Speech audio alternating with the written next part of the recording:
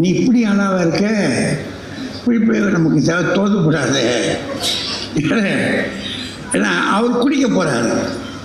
குடிக்க போகும்போது கூட ஒருத்தர் போகணுமா இல்லையா, துணைக்கு இவர் கேட்குறாரு.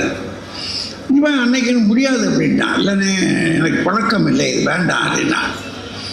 அப்போ குடிப்பது என்பது அவர் கையில் இருக்கு, குடிக்க மறுப்பது என்பது யார் கையில் இருக்கு?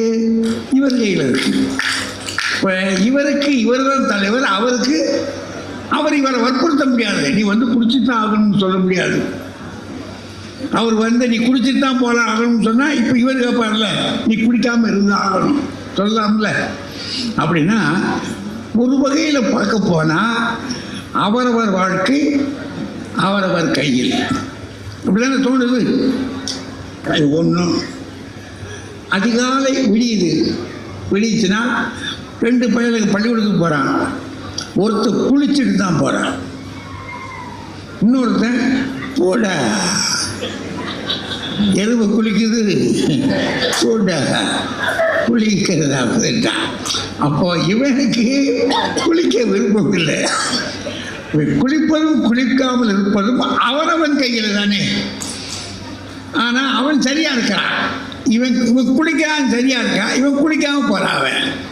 இது 2வது கட்டத்தை வச்சுக்கோங்க. இன்னொருத்த வரான், பக்கத்தில் இருக்கிற போது அது பேசிக்கிட்டே இருக்கும்போது ஒருத்தர் என்ன செய்யறான்னா, இந்த கசக்கிறான், தூளை கசக்கிறான். கசக்கனை மட்டும் இப்படி பார்த்துக்கிட்டே இருக்கான், கசக்கிட்டே இருக்கான். கசக்கிறவன் அப்படின்னா பீடி எடுத்தான், அந்த பீடி அப்படின்னு குடித்தான். உருவுனா உள்ளுக்குள்ள செலுத்துறான், டச்சுக்கிட்டு செலுத்துனா அப்படி 2 தட்டு தட்டான், மறுபடியும் காதில் வச்சுக்கிட்டான் வச்சுட்டான். பக்கத்தில் இருக்கிறவன் இப்படி பார்த்துக்கிட்டே இருக்கான், என்னடா செய்கிறான் அவன் அப்படின்னு. இவன் என்ன செஞ்சுருக்கான், எங்கனையும் ஒரு பெரிய புண்ணியமாக அவருக்கு சரக்கு கொடுத்துருக்கான். சரக்கு உள்ள சேர்த்துட்டு கொஞ்ச நேரத்துக்குள்ளே இப்படின்ட்டான். ரொம்ப சிம்பிளாக உட்காந்துட்டு அடிக்கிறான். அவன் பக்கத்தில் இருக்கிறவன் எந்திரிச்சு போயிட்டான்.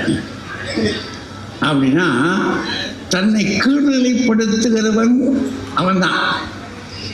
இல்லை நான் அந்த வழிக்கு வரமாட்டேன் மேல்நிலைப்படுத்துகிறவன் அவன்தான்.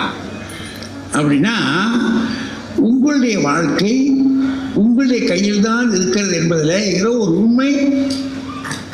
உண்மை தெரியுதுல நமக்கு.